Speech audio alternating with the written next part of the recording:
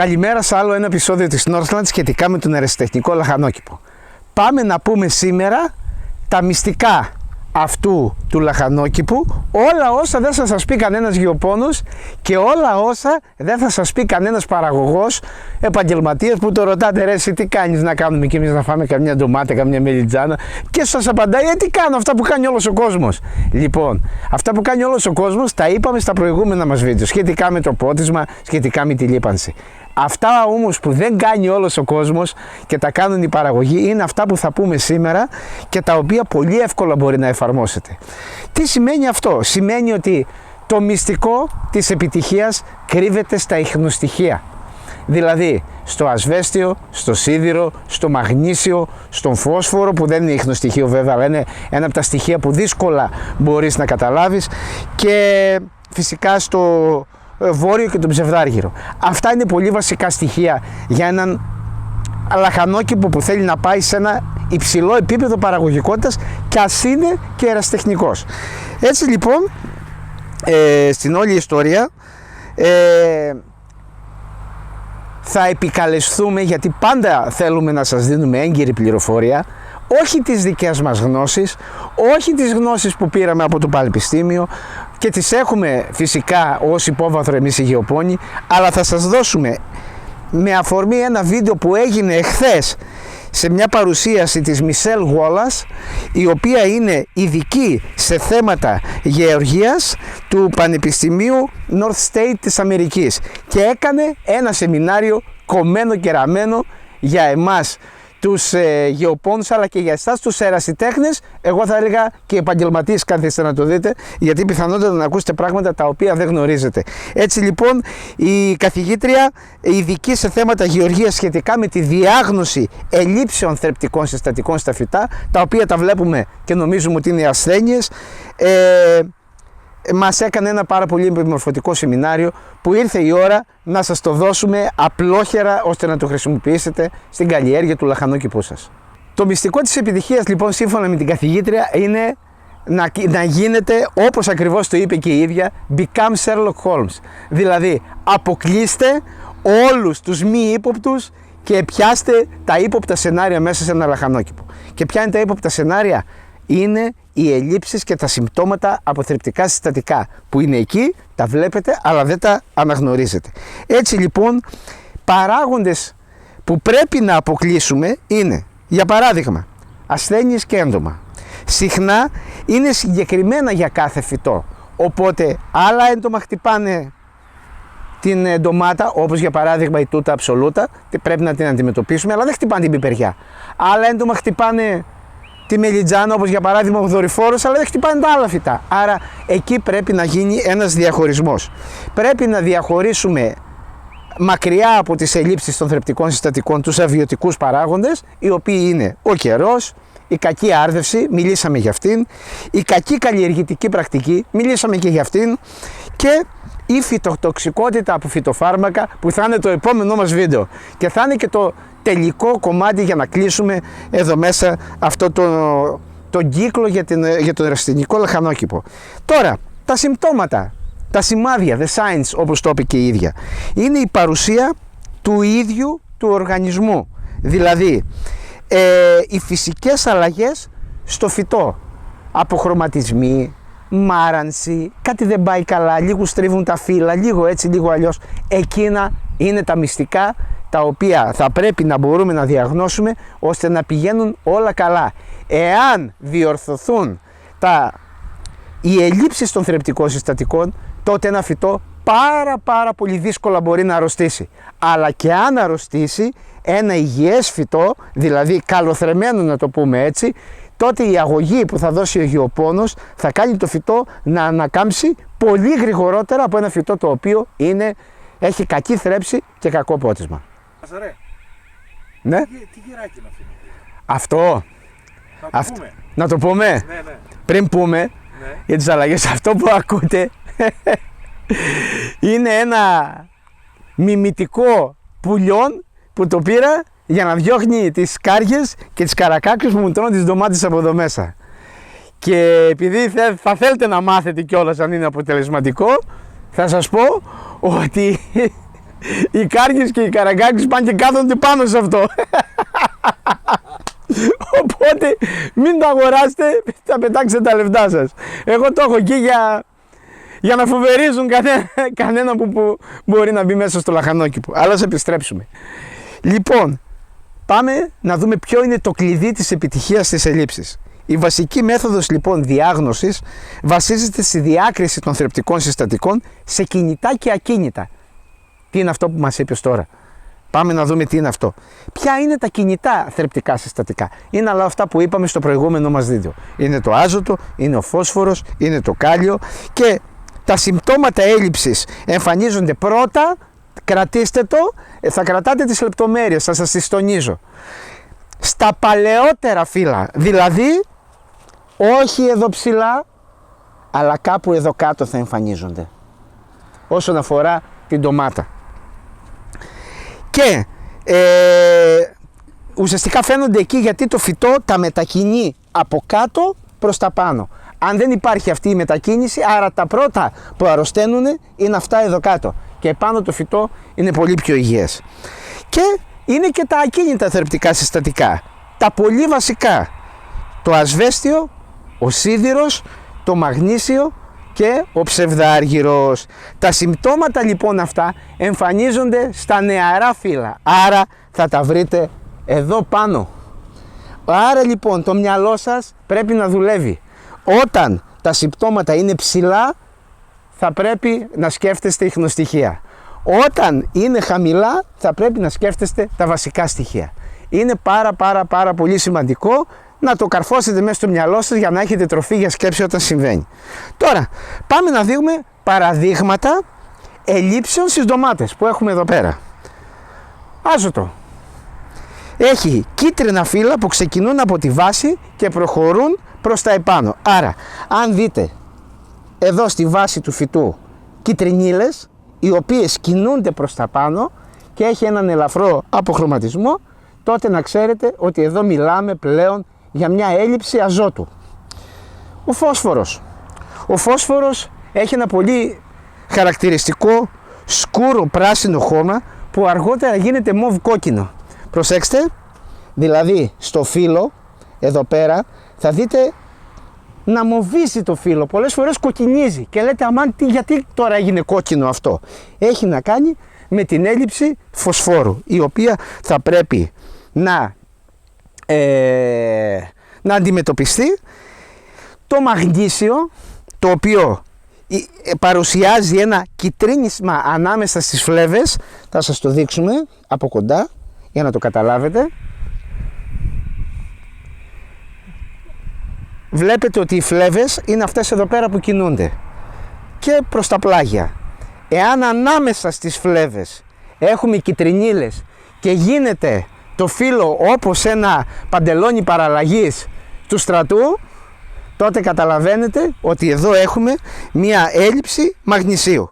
Και τέλος είναι η έλλειψη ασβεστίου, η πιο γνωστή σε όλους, γνωστή και ως τάπα, η οποία πέρα από τον καρπό, ο οποίος εμφανίζεται κάτω από το φυτό να ξεραίνεται, πολλές φορές παρουσιάζει και ξηράνσεις εδώ πάνω στην κορυφή.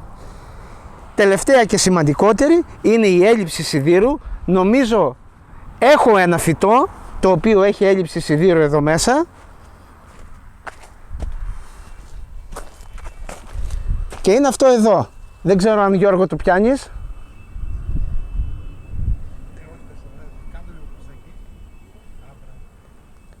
Φαίνεται?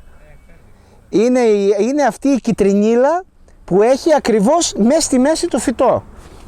Αυτό λοιπόν είναι μια έλλειψη σιδήρου. Θα σας δείξουμε φωτογραφίες όταν θα σας πιάσουμε αναλυτικά το ένα αυτά τα θέματα. Πολλοί, ειδικά την έλλειψη σιδήρου, την οποία θα την δείξουμε σε φώτο, την παρομοιάζουν με μια ίωση που τη χτυπάει την ντομάτα. Εδώ δεν έχουμε να κάνουμε με ιό, έχουμε να κάνουμε με μια έλλειψη.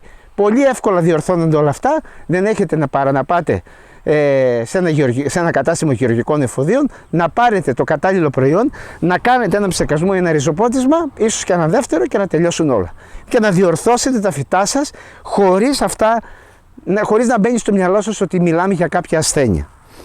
Τώρα, όμως όλα αυτά είναι άμεσα συνδεδεμένα με πάλι το προηγούμενο βίντεο που έχουμε κάνει, που καλό ήταν να τα δείτε πρώτα εκείνα και μετά να δείτε αυτό, για να τα συνδέσετε όλα μεταξύ τους.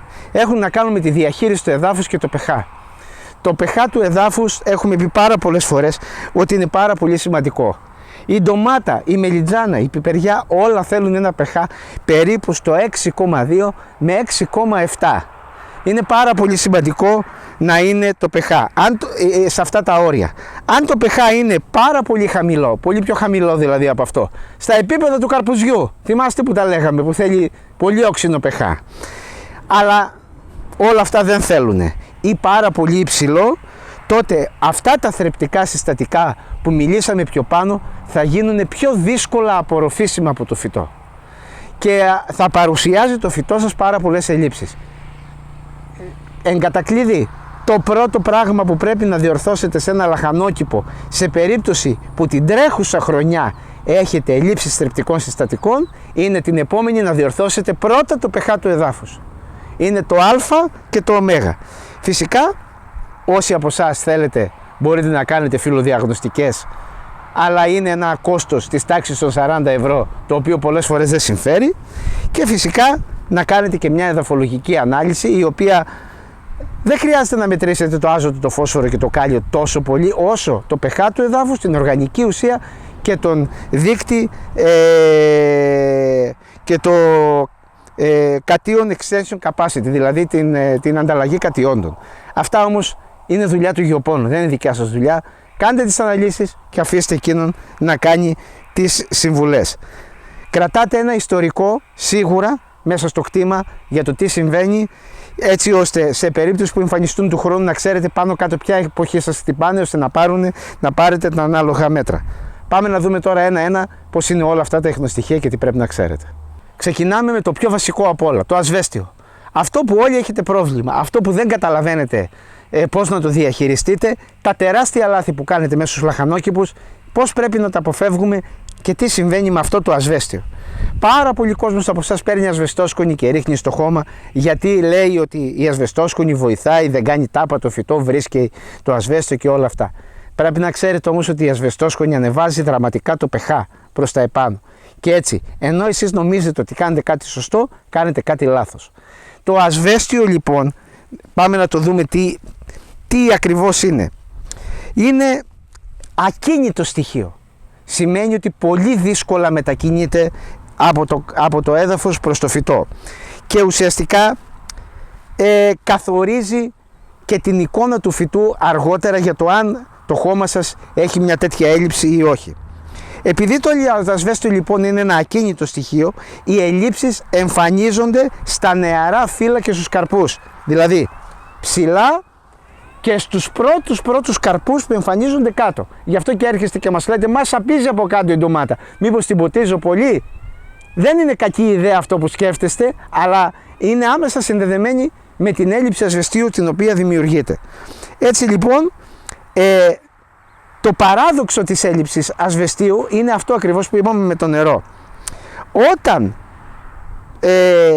το ασβέστιο μετακινείται στο φυτό μέσω της ροής του νερού, το πρόβλημα της έλλειψης ασβεστίου συνέχεια ή σχεδόν πάντα έχει να κάνει με την άρδευση. Πάντα υπάρχει λίγο ασβέστιο στο χώμα. Πάντα το νερό έχει από μόνο του αυτό λίγο ασβέστιο. Αν λοιπόν, γυρνώντας τα προηγούμενα βίντεο, ρυθμίσετε τον τρόπο, τη συχνότητα, την ώρα και την ποσότητα ποτίσματος μέσα στον μπαχτσέ να έχει μία σταθερότητα, σχεδόν ποτέ δεν θα δείτε έλλειψη ασβεστίου στα φυτά σας. Αυτό γίνεται από το ακανόνιστο πότισμα και γίνεται φυσικά και όλους αυτούς που ποτίζουν με αυλάκι. Αυτοί δεν μπορούν να ρυθμίσουν το νερό. Αλλού πέφτει πολύ, αυτού πέφτει λίγο, αλλού πέφτει παραπάνω, αλλού παρακάτω. Και με αυτόν τον τρόπο δημιουργούν ελλείψεις, οι οποίες αν δημιουργηθούν, δεν έχετε παρά να πάτε σε ένα γεωπόνο να σας δώσει ένα σκεύασμα ασβεστίου, να το ψεκάσετε και να διορθώσετε την έλλειψη. Αλλά για του χρόνου δεν έχετε διορθώσει το πρόβλημα. Του χρόνου πάλι θα το έχετε αν ακολουθήσετε την ίδια τακτική, που σημαίνει ότι θα πρέπει να την αλλάξετε. Αφού μιλάμε για το ασβέστιο, θα πούμε για το σίδηρο. Και ο σίδηρος κατατάσσεται στην κατηγορία των ακίνητων στοιχείων.